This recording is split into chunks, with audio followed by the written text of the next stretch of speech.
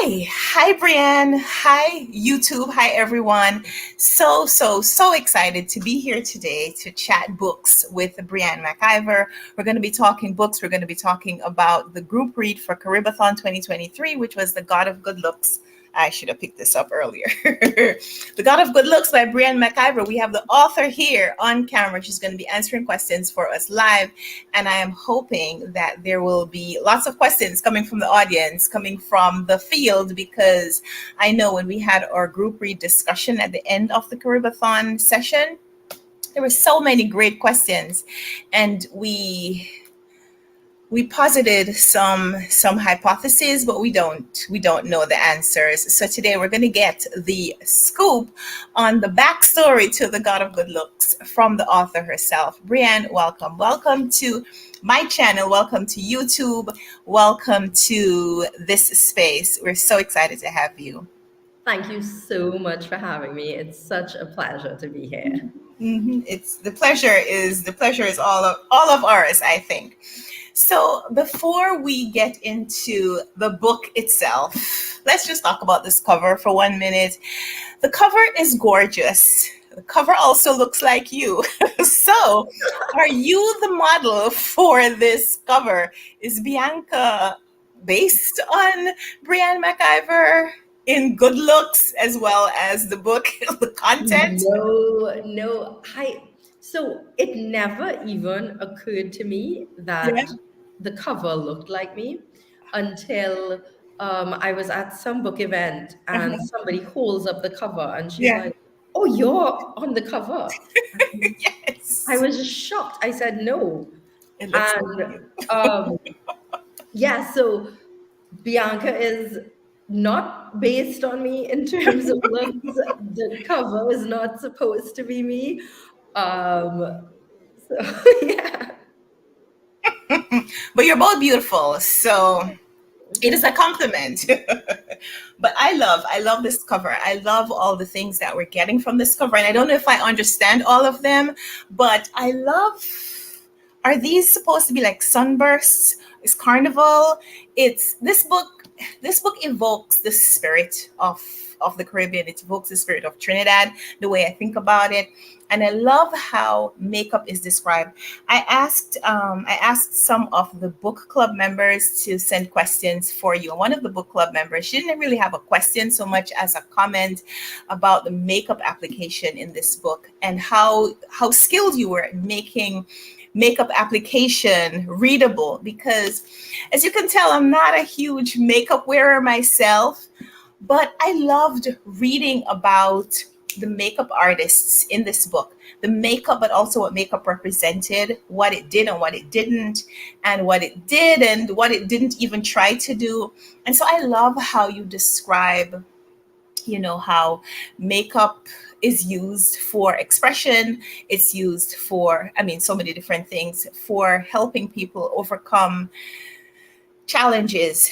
And also the link, of course, to Caribbean celebration in terms of carnival. And so I love that this cover seems to evoke all of that. And so I love it. If you have any thoughts, any more comments about the cover, would love to hear. Would love to No, hear. as a reader, I love a cover that has layers, or you Yes. see the cover and it raises questions. It makes Yeah. you want to pick up the book. And so that was what I wanted most in the world for the cover. And I remember when I got the draft cover from my team, just being in shock, first of all. I was just looking at it. I was like, oh my goodness. I loved, exactly like you said, I have it here too. I loved the, elements here that spoke to carnival. I love the plants in the cover because plants are so important to Bianca, Yeah. Obadiah, and her mother. I love all of these details, like, her mouth is covered. Can she speak? Can she not? Will she find her voice? So, yeah, I just felt so honestly just happy and emotional to see this cover, and I've only loved it more as I've seen it like on social media or seen it Yeah. out in the world in bookstores. It makes me so happy. Honestly. I imagine I have seen some really gorgeous posts on Instagram featuring this book. I'm not even trying to compete in terms of the placement of the book. I'm just holding it up and say, read this book. But man, I love this cover. Love, love, love it. And like you said, how layered it is. I didn't even realize that this was a plant behind her. See, as we're talking now, I'm getting another layer because the plants and foliage and floral arrangement and all of that is such an integral part of this story. So I will, since you mentioned it, I will ask another reader, ask the question, what inspired Obadiah's skill or passion for Ikebana? So could you speak a little bit to that? So that is a great question. Mhm. So I'm also a makeup artist. And when I was doing my makeup artist training, I entered into it as just a total beauty novice. I had sort of like, an average person's interest in makeup. But when I signed up for this course in advanced professional makeup artistry, I was actually the only person in the class who wasn't already working as a makeup artist. Oh. And I remember just being shocked because thinking, oh, well, I thought this was a class for beginners. And the teacher was like, no, it's no problem if you've never done it before. And then you're in class with people who have so much more experience than you. And yes, makeup was part of the class, but it was this sort of like 3 days a week, months long program that was makeup, but also exams, essays, presentations, like your own looks and branding. And one of the things we had to do is over the course of our training, we had to have a makeup artist station that was unique to us. So it couldn't just be, all right, here's a table that's covered down and, all my brushes are clean. It had to be what makes your station unique and what makes your brand unique. And as somebody who wasn't working in beauty at the time, I was thinking, what? Like, I don't have a brand. And my mom had this book of Ikebana arrangements. And she is somebody who is always into like how to make a room beautiful, how to use space. And I just picked the book up and started by saying, well, maybe something that can be part of my brand is floral arrangements because I do love nature. So I would do different arrangements. When one died, I would do another one. And that became part of my brand in beauty. And it just seemed like when I started creating Obadiah, I was like, so I can either research something that I don't know about, or Obadiah can have a skill that I have. So That's great. Obadiah knows how to do Ikebana because I knew how to do it.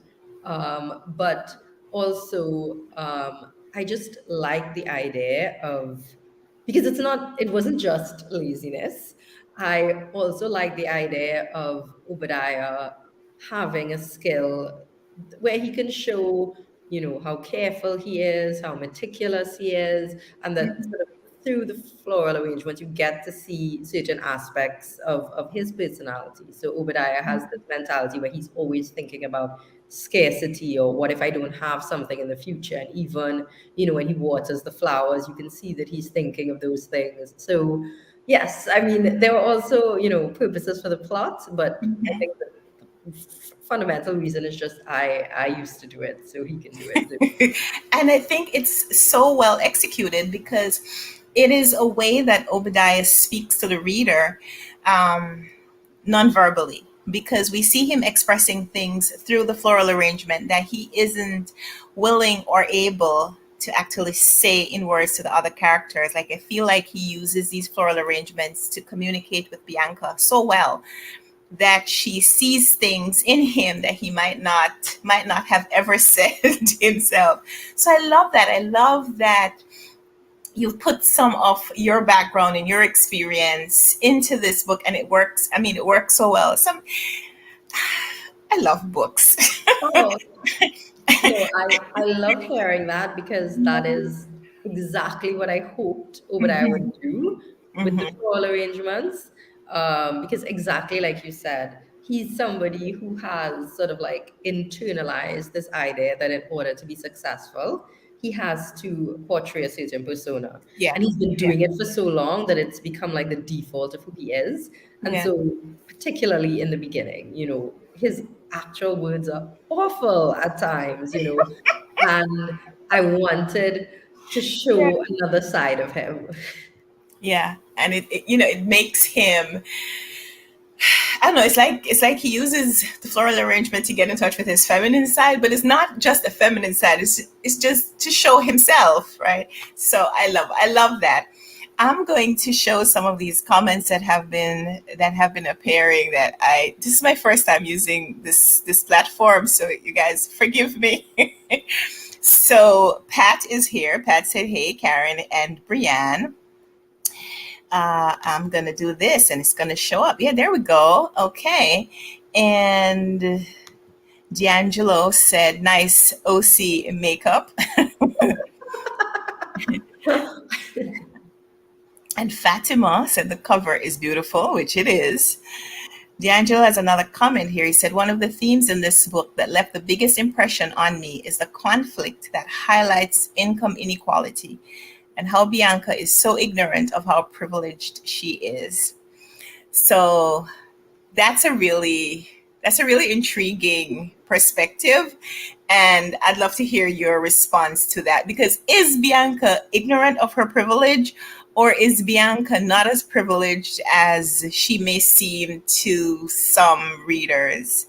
So would love to hear your feedback on that, or your response to that comment. Thank you, D'Angelo, for that. Yeah, thank you so much, D'Angelo, and for everyone for those comments. I think it's a bit of both. I think that Bianca, she isn't as privileged as Obadiah may think she is. Right. Because Bianca's father is somebody who's very wealthy and very influential. So just looking from the outside, Obadiah has all of these assumptions about her as this spoiled rich girl. But at the beginning of the book, actually, both Bianca and Obadiah, they're very focused on the ways in which they've been ostracized from society and the things that have gone wrong with their life. And they're not seeing privileges that they have. And so, from Bianca's perspective, she isn't aware, for example, that because she has, even though her father's not very present in her life, that there are lots of things that him being who he is facilitate. So there's a scene where Bianca writes this sort of call to action article, and she just thinks that, people in Trinidad, they don't have a lot of a social conscience. I want to write this article and encourage people to sort of think more. And she highlights things like, we need to recycle more, and and honestly, it is something that is very it's looking at problems, it's well intentioned, things like, how crime makes life so hard, but she's not really seeing how everything is written through the lens of her privilege. So we actually see that article from Obadiah's perspective, because the book is told between Bianca's perspective and Obadiah's perspective. And Obadiah says to her, "Okay, you need to recycle more. You have a car."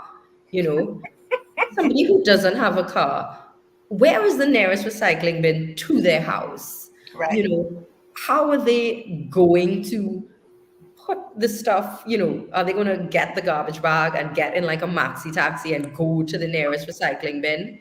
And eventually, Obadiah starts asking Bianca these personal questions. And you see, that his thoughts. So he says to Bianca, so you live with your parents? And she's like, I live on my own. And he's like, oh, you live in a townhouse? And she's like, an apartment. And, and he's like, is it your dad's? And she's like, yeah, but I have to pay rent. And, or Obadiah says, and he bought you your car too. And Bianca's like, well, it's just an old secondhand car. Now, Bianca's thinking, my dad, he doesn't have to charge me rent. He didn't have to buy me an old secondhand car. I could have had so much more than this. But in Obadiah's mind, you see him thinking, yeah, his car's an old secondhand car too, except it took him years to even qualify for a loan for the bank, you know. And so Bianca, she isn't aware of these privileges at the beginning. And that article that she writes is sort of one of the vehicles to examine that, because we see it from Obadiah's perspective.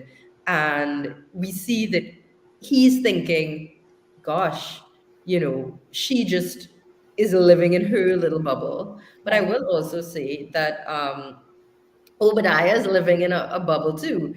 Um, Yes. Yes. Certainly, Agreed. he doesn't have Bianca's privileges, but he himself is very insensitive to certain issues that are unique to her because of her gender and her specific Right. vulnerability. Right. Right. So everyone has the things that they are, everyone has their own privilege, whatever your background is, right? But we don't always see the things that we have because, especially if we're so focused on seeing what other people have, maybe to the eye that, okay, they have something that I want and I don't have it, so they're better off than me. But yeah, I like the little conflict because, like D'Angelo said, it is a conflict because, like you said, Bianca is privileged. She's not as privileged as other people might think she is, but she is privileged. And so a lot of the characters are in their own way.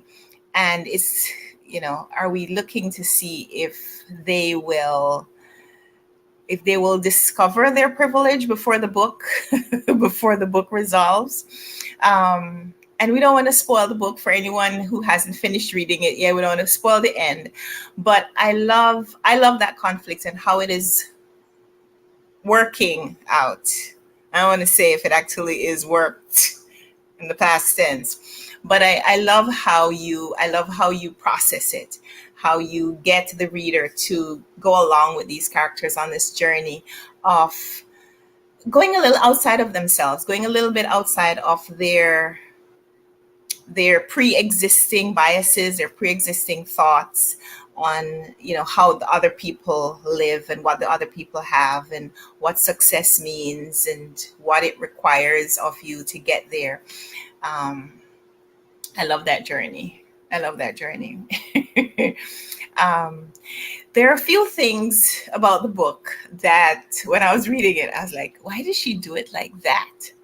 And I'm not sure how many of them I want to ask you about because, you know, there's this quote I heard once that the story belongs to the author until it's published, and then the story belongs to the readers, right?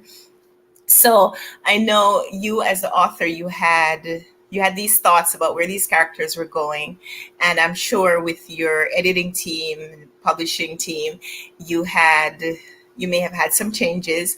Would you like to fill us in on some of the changes? If there were things that happened with the characters that were not your original intent? Um, I actually think that I was lucky enough to have a team, an editorial team, an agent who 100% respected my intention as the author. Hmm. So, of course, there was a lot of editing that went into the process. Hmm. Every book has to be edited, and there were changes. But I don't think there's anything in the book that I felt forced into doing, or any changes that I had to make that don't sit well with me. I 100% agree with you. I don't think that the author is sort of like the god of the book and can just sort of dictate, okay, no, this is what's happening. Once a book is out into the world, the author is dead, and the reader and can ship with the book however they want. I agree with that 100%. But no, I think that, it's impossible as an author to control any reader's response to the book, and you don't want to do that. People bring their own history, their own background, and writing literature is so subjective. There are, I myself as a reader, I have, lent books I love to friends, and sometimes been absolutely crushed when they've read it and they've been like, I don't see the big deal. Or, honestly, I give this book 2 stars and I've been shocked and I've been like, how dare you? And then I've been on the other side where I've picked up a book because I've seen so much good stuff about it and I've read it and I've been like, oh, really? That's it. So yeah, I think that it's, you as the author do your best to put something out into the world. In terms of the reader's interpretation, you can't possibly control that or police that. And like I said, because you wouldn't want to. Yeah. And I think as the readers, we put on the characters what we want from them, not just what we're reading, but how we interpret it is based on our own desires, whether our personal desires or what we want for the characters, because we want them maybe to fulfill things that we couldn't or wouldn't to do, or could, uh, however that goes. But I wanted to highlight this comment from D'Angelo. It says, not spoiling, but I love the growth of the characters. Bianca at the end of the book feels an obligation to act because she has the power to do things a lot of other women are unable to do.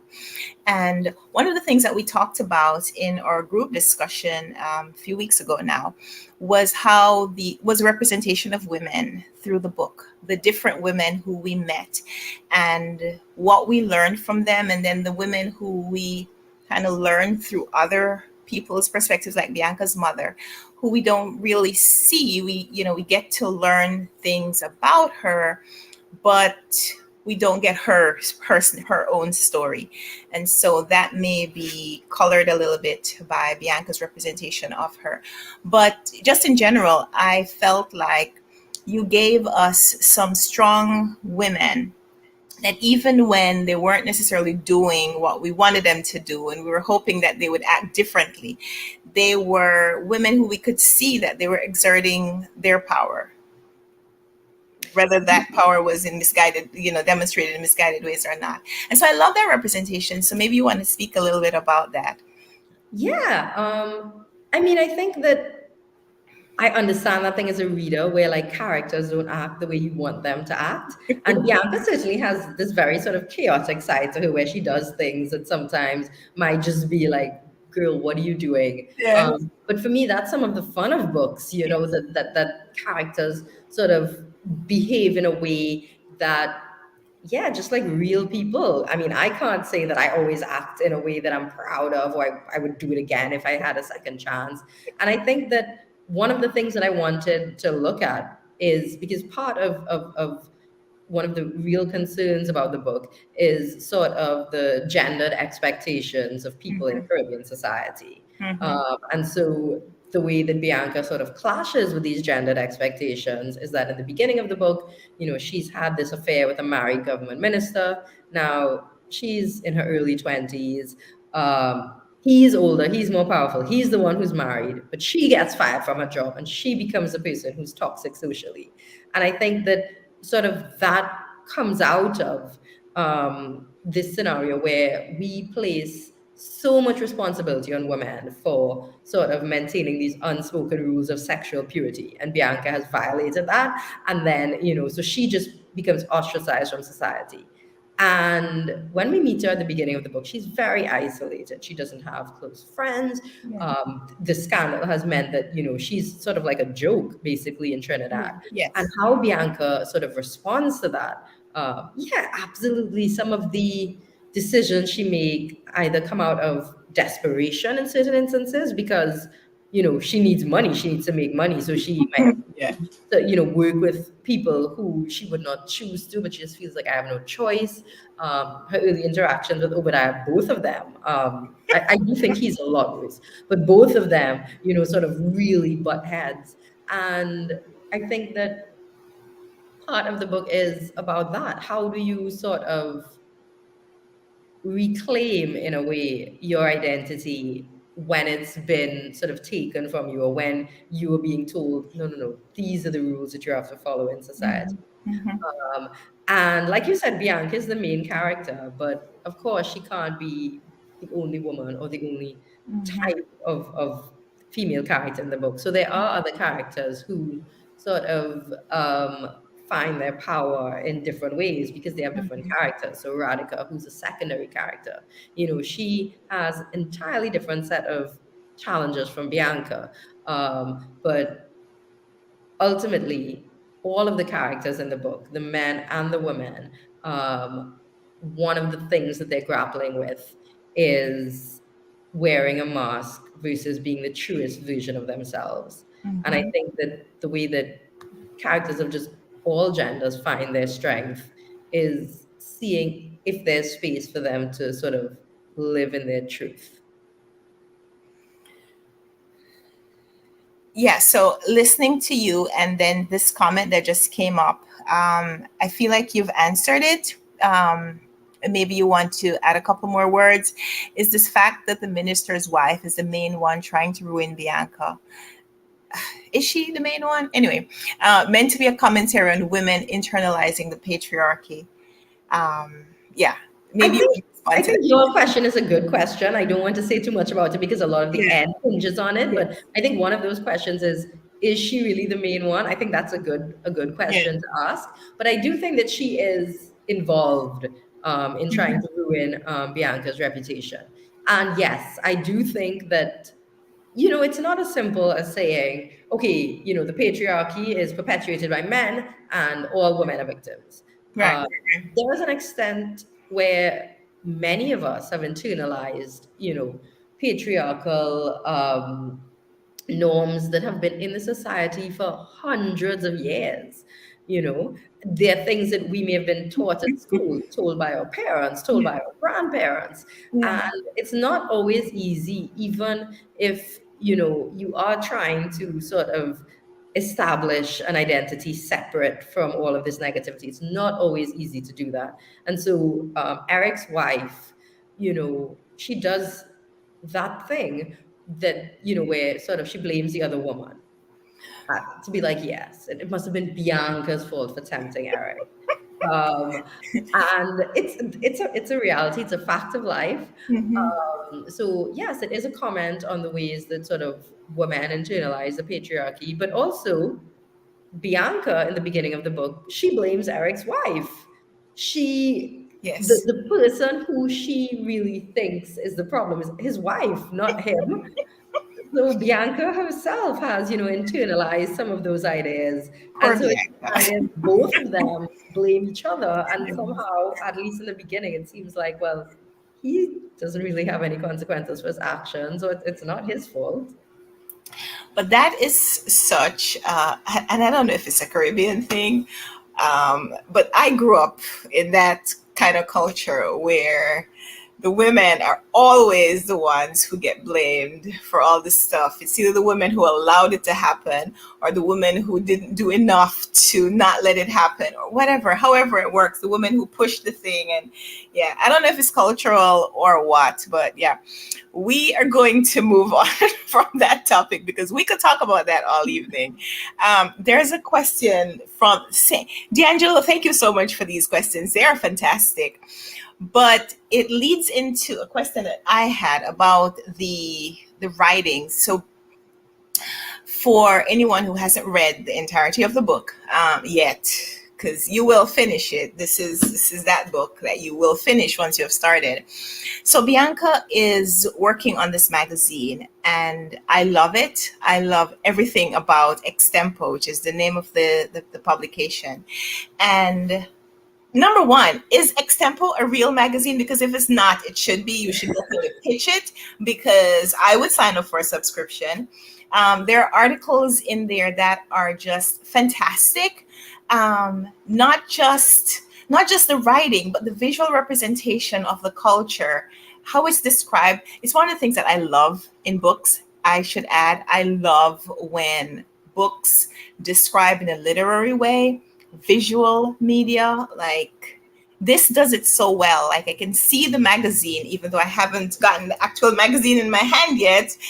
Breanne, you could work on that. But the article, D'Angelo said, the article could have been written by some people I know, and I was glad when Mr. Cortland brought another perspective to the table, as we were talking about earlier. um, but is Extempo a real magazine? And if it's not, is it based on a real magazine? So, Extempo itself is not a real magazine and it's not based on a specific magazine. But I have worked as a writer and as an editor on local magazines. Okay. So, there was nothing that I worked on that was like Extempo. But the book is set pre COVID. And pre COVID, there was this really strong magazine culture in Trinidad.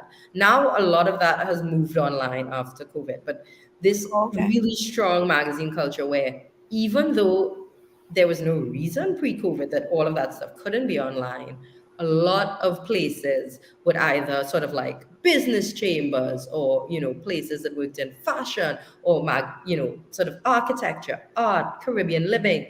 There would be all of these magazines that, some of them really sort of like high quality, some of them a little bit more questionable, but there'd be all of these magazines, and it was like you would go to the spa, or you would even go to certain sort of high-end pharmacies, and the magazines would be there. And it was an opportunity to basically communicate a lot about your brand, to tell stories. And I remember also being involved in sort of like selling ads in these magazines. And there would be, companies who saw value in things like they want the back cover for a year because those magazines had that type of reach. So Okay. yes, this sort of magazine culture in Trinidad was something that I was familiar with. And I wanted I wanted Extempo to. Your comments make me so happy because I wanted it to be like a real magazine. I didn't Mhm. want it just to be a plot device to, bring about certain, aspects of the plot. I wanted it to be something that, exists in and of itself. And Mhm. um, Obadiah, one of the things that Obadiah is trying to do with his business is he's somebody who comes from generational poverty, and he's working in an industry, beauty, where he knows he has to communicate, look, this is something high end. This Mhm. is, that's what we, even from drugstore beauty products, we want something that's going to be luxurious. And Right. so his magazine, that's one of the things that he wants to do. He wants Example to say, like, OC, it's like a lifestyle, it's a brand, it's not just makeup, Mhm. Mhm. And even though they start off on such kind of rocky circumstances, I think that Bianca and Obadiah work really well together to accomplish that, because I think it gets to the point where people are willing to maybe move away from, like, kind of step out of themselves to accept that, to accept Extempo, to give Extempo a chance, because they see what it could be and what it could offer to other people. So yeah, I love Extempo, and I would sign up. I would sign up to get that, because I love, I love when she is like thinking about the cover, and what she how how she will incorporate the political with the beauty representation, and just kind of the juxtaposition of all these different elements, and the color, and the, I mean, it's such a vibrant book. Brienne, thank you so much for this, because I got, I don't remember now why or how I first heard about it. I know I saw it on NetGalley, and I asked for an opportunity to view this as a galley format. I was reading it, I was reading it on my Kindle app on my phone at night.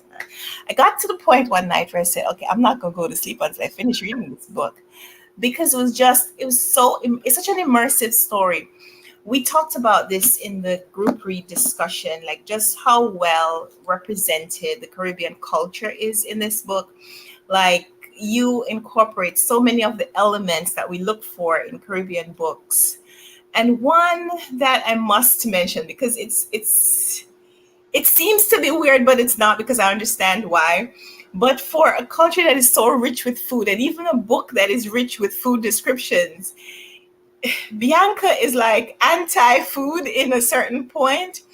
And was that hard for you to write? Because she was always being tempted. You always see these people bringing food around. And I mean, as the reader, I want to eat that food. Like, how is she willing to, or how is she able to not just indulge at every point? But yeah. So that's a great question. And well, thank you as well for like that image of you sort of staying up to finish makes me so Oh, happy. oh yeah. But so one Truth. of the things that this book is about, it's the beauty and the fashion industry in Mhm. Trinidad, but then obviously with sort of wider implications. And one of the things in this industry is that despite the fact that in the world, and in the wider world, we're seeing pockets of body positivity, there is still a huge emphasis on thinness. And one of the opening scenes in the book, or one of the earliest scenes, is where Bianca's told, "Oh, if you want to make it as a model, you should weigh below 125." And, you Yeah. know, she's told that, and then she starts restricting her eating, losing weight, and she's celebrated for that by other models. So that comment actually came from a real life comment that somebody made to me. Now, I was not, this is very Please. important, I was not modeling when that comment was made. Oh, wow. I was literally shopping. Wow. Somebody approaches me who's sort of involved in the Miss Trinidad and Tobago franchise and tells me that I could model or I could do Miss Trinidad. Oh, yeah, And you could. then following that, starts telling me, asked how much I weigh. And when I told him, his face fell and he said, "No, no, no, but you need to weigh below 125 if you want to make it as a model." And I think back on that now, being older, and I think, how toxic is that you would approach somebody and, tell them, think that you can, police their bodies in this way, or sort of like enforce this standard of thinness. Um, and I think that when I eventually did get involved in the beauty industry as a makeup artist, and in a very limited capacity, not as much as Bianca, but in a very limited capacity, actually doing some modeling, you saw the ways in which that industry was, again, the beauty standards were incredibly narrow and often Eurocentric, despite the fact that this was in Trinidad, where we have people with, diverse heritages and diverse body types. And so I wanted to strike this balance between showing the toxicity and the negativity in the beauty industry. I wanted to have the positive sides of makeup and beauty and the ways that it's empowering, but also the ways that this hugely powerful global industry can seriously sort of like impact women. And so Bianca, who is told to lose weight, and then sort of like it's reinforced that she is the most beautiful when she's losing weight, she restricts her eating. And I try to strike this balance between not giving a lot of details of how she did it, Right. because I didn't want this to be, even inadvertently, a book that somebody could use as a how to Yeah. Yeah. disorganizing. So I wanted to show, the toxicity of the industry, but balance that with, okay, I don't want to be like, and then Bianca, so there are scenes where like she mentions she has a calorie tracker on her phone, but I never go into details of like, oh yes, and I entered that I had so, and that was this many calories. And Right, so right, then right. so I wanted to have that balance. I know that sometimes, you know, if you are like somebody who may have experienced disordered eating yourself, or somebody who has been, a part of not necessarily the modeling world, just somebody who has felt that your body doesn't conform to, certain standards, that, reading something like that might be upsetting. But I also feel like if you're going to like if you're going to convey the world of the beauty industry, I felt that you have to do it authentically. You can't just sort of like pretend that something doesn't exist.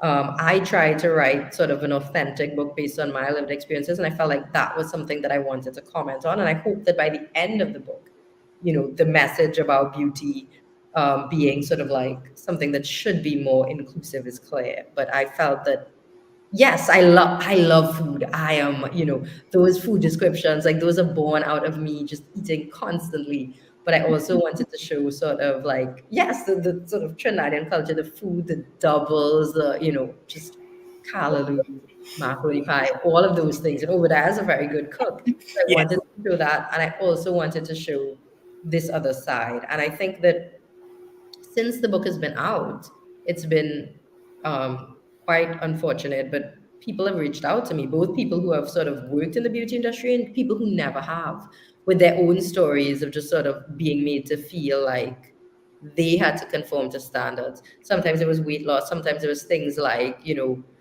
things that they were told about, their face, or, their body or their hair, or, and I think that that's one of the things, sort of like Bianca gets this comment that you need to weigh below 125, and it just sticks with her. And I think that that's one of the biggest Yeah, that can have on a person. absolutely. And I think I'd like to think that the beauty industry is changing because I see more people on ads and in print and on media just everywhere. I see more people now who look more like me, people who look more, I don't want to say normal, but people who look maybe more representative of the spectrum of differences in our society. I know for a fact that I know people who've been in the beauty industry. I know people who've worked as models, and I have heard about the tremendous pressure to be a certain size. And I've also heard the justifications for some of those things. And while we do know that it can have really toxic effects, um, as we were talking earlier, how sometimes we internalize even the things that were meant to be oppressive, we internalize them and start believing them. I know that for a time I believed them. I believe those things. I believe that a model should be a certain size because the sample sizes that the vendors use, they have to be able to fit them. And so I believed that for a while. And so if there are people who believe that, there's no shame here, okay, guys? But books like this show that there is more to beauty than just, pretty faces and people who weigh under 125, because we get tall models and we have to represent the society. So yeah, we're moving away from that. So thank you so much for that representation in this book. There's so much about this book, like we talked about earlier in the beginning, how layered the cover is, how layered the book is. And I feel like every time you kind of go through this book, you learn a little bit more about society, maybe not specifically your experience, but what other people's lives may be like. Um, yeah, I really, really love this book. Brianne, Oh, I loved it a lot more than I expected to. So thank you. Thank you so much for it. D'Angelo said homeboy really got under her skin with that comment about her weight. But yeah, we we can't just blame the people who say that. Yeah, sometimes we learn why they say the things that they do, and maybe we believe it and maybe we don't. But I think it's great that we have books like this that show the other side to the industry, show people rising above some of those tendencies, rising above some of those experiences, and just becoming more of themselves. Yeah, I love that Bianca continues to work in the beauty industry, but that she has a much more fulfilling place, fulfilling for her. So love that. yes, because I didn't want the book to be anti makeup or anti beauty, Right. because I think that saying, oh, well, just don't wear makeup or don't be involved in beauty, that's just another way of policing people, right? Right. Right. People should be able to wear as much or as little makeup as they want. But I think that the thing that's important is Be able to like be yourself. the story that you tell yourself while you do it. So there's a difference between if I say, I'm wearing makeup because I feel like I can't leave the house without makeup, and Mhm. I'm wearing makeup that's designed to make me conform to this sort of like standard that's in my head of how I should look, and saying, no, I'm wearing makeup because it allows me to sort of express who I am. Right. And it's out of a place of joy and self-expression and creativity. Mhm. And so yeah, I didn't want this to be something, and I also didn't want it to be reductive. I didn't want it to be, oh, I have all the answers about beauty and this is how you should deal with it. Because I mean, I still have such a complicated relationship with beauty with myself, with my body, with, so I wanted it to be a book which also sort of like raises questions rather than just says, yes, these are the problems in the beauty industry and these are the solutions. There you go. Because I mean, I don't know, Yeah, yeah. It's one of those. Bianca's one of those characters that I feel like we can evolve along with her. We can see her story and maybe learn a few things about how she handles things, and whether we agree with them or not, but just kind of going through that exploration and seeing how it sits with us, and whether this is something that we want to kind of do or experiment with. So yeah, I love that. Yeah. Brianne, thank you so much. But I'm not going to let you leave until I find out about some of those books that you have on your shelf. One of my favorite book games to play is have how many of the books on your shelf have you read? So I'm not going to go through your shelf because I can't see all the titles, but the books that are on your shelf, you want to tell us something about them. I see the copies of The God of Good Looks. Right Well, from I definitely read that one many, the many times. Yeah, so I have actually read most of these, most of these books. I was somebody who loves physical books. And I was a physical book reader up until very recently when the books weren't always available in Trinidad. And so then you would have to be like, okay, I'm going to buy the book, I'm going to ship it in. So in addition to the cost of the book, I got to pay for the shipping. And then sometimes there's a tax on the book. And eventually I'm like, I can't afford this. So I read a lot on Kindle. But the books back there, it is an incredibly wide range. Of course, there's a lot of Caribbean literature because I love to read Caribbean. So I've got, Andre Bagu, Kevin Jarrett Hussain, Caroline Mackenzie, Ira Mathur, as well as sort of like the classics, the Naipaul, the Walcott. Um, I love a good thriller.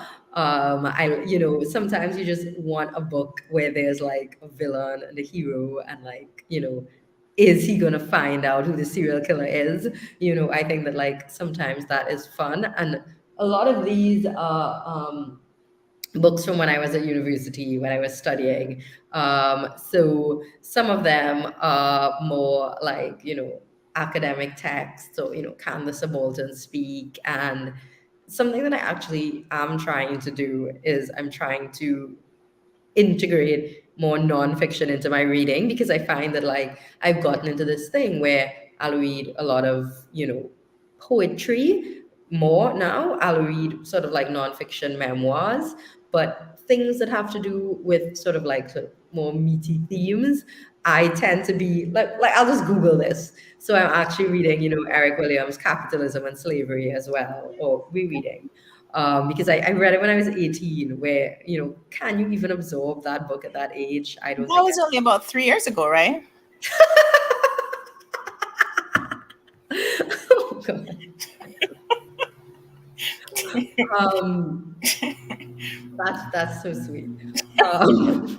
So yeah, it is a wide range, as well as books that I read sort of like either that I was given or I just sort of picked up. Sometimes the best books are books that somebody gives you, and Yes, you would have absolutely. never chosen that for yourself. Yeah. But you read it, you get to the end, and you just think, wow.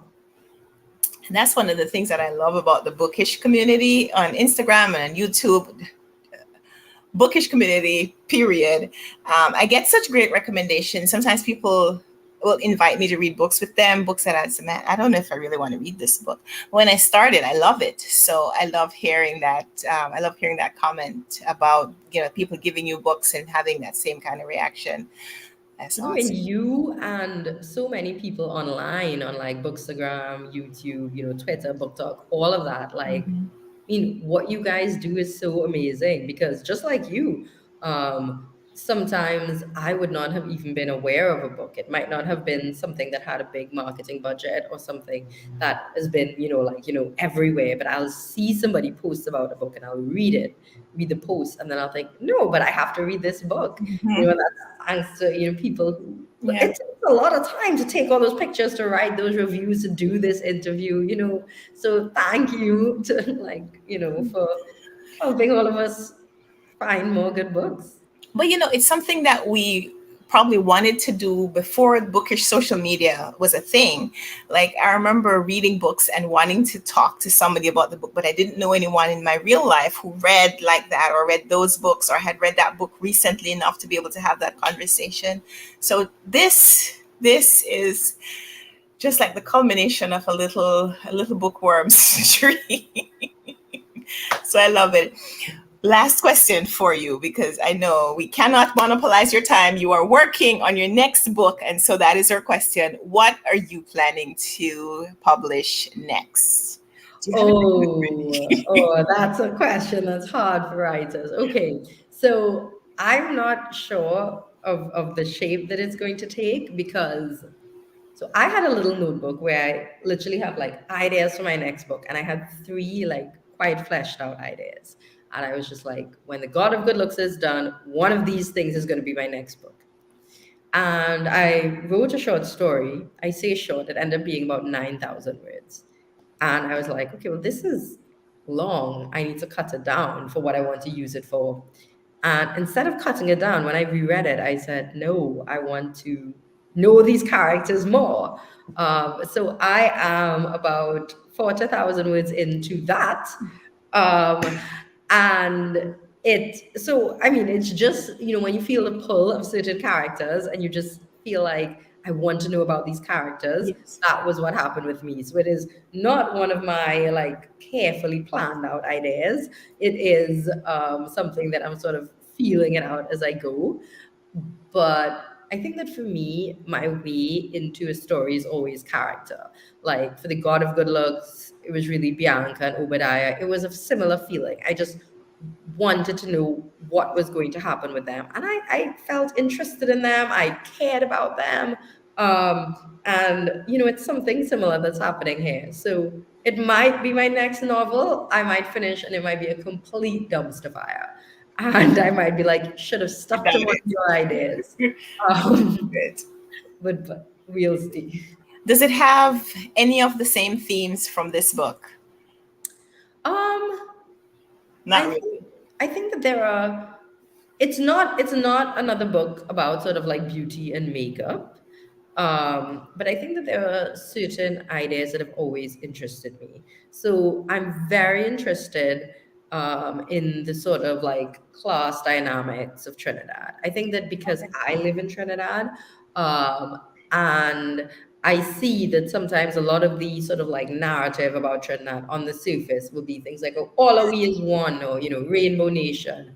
But then right below that, you see that we're still grappling with the history of colonization and the history of the plantation. And you see the ways that, these ideals that existed for so long in those societies continue to echo through present day society.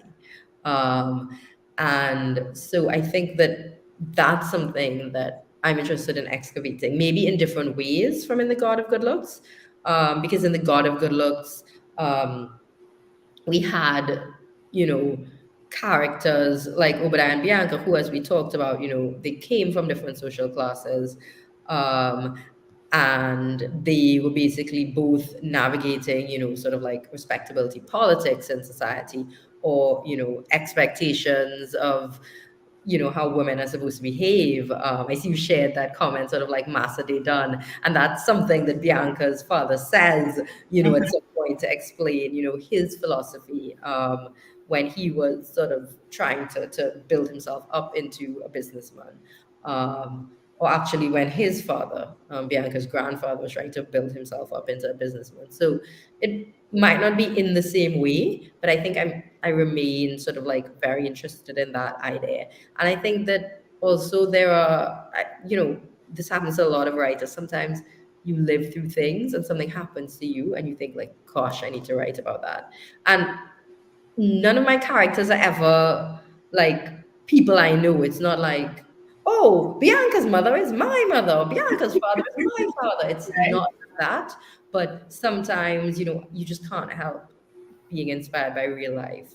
And so I Absolutely. think that, things that have happened to me just are always going to bleed into my work. And yeah, there have been some different things that happened to me since I wrote The God of Good Looks. So that might be in the next book. And I think you including those in, or being inspired by those experiences is what helps to make your writing so authentic. So we look forward to reading what you publish next, whether it is short stories or a long novel or your own nonfiction about race class. No, that last one, I mean, I've written like little essays and stuff online, but I feel like I can put my head on a block and say my next book isn't going to be nonfiction. I understand. I understand. Listen, do what you love, and we will. When you write what you love, that comes through in your book, because we could see your passion for these characters and the life in Trinidad. We definitely see it in this book. Breanne, thank you so much for being here. Thank you so much for sharing about the book and about your life and about your bookshelf. And if you could just take like a screenshot off your bookshelf. I'm just kidding. Not really. But yeah, we definitely want to see what you've been reading or what has been inspiring you. So thank you so much for sharing. Some of our friends were not able to join us live, but I know a lot of people want to watch this later. So I look forward to hearing more comments from our friends as they watch and maybe want to ask follow-up questions. Follow Breanne. She's over on Instagram. She posts a lot.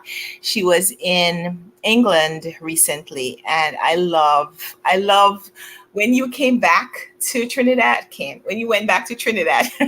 I love how the pictures, how they changed when you got back home. I love it. I love following authors on Instagram. I love what you share of yourself, and we thank you so much for it. We thank you for this book, The God of Good Looks by Breanne McIvor. And if your next book comes out, anytime before May 2024, maybe we'll be here again next year for the next Caribathon group read. I would love to be back. This has been Thank you. wonderful. Thank you so much for having me. Thank you to everybody who has watched, or all of the people with your really kind comments. And Karen, you're a fantastic Oh, interviewer. thank you. Thank you. Have a wonderful evening, and we look forward to chatting here or on Instagram or wherever we will be interacting. We look forward to it. Thank you so much, and bye. Bye.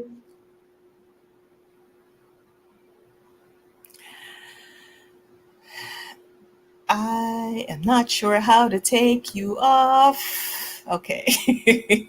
Bye.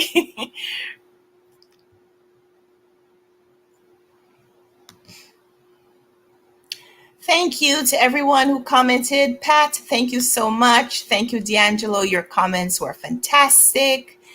Thank you, Fatima. Thank you to everyone who will watch in the future. Look forward to interacting with you all. Bye.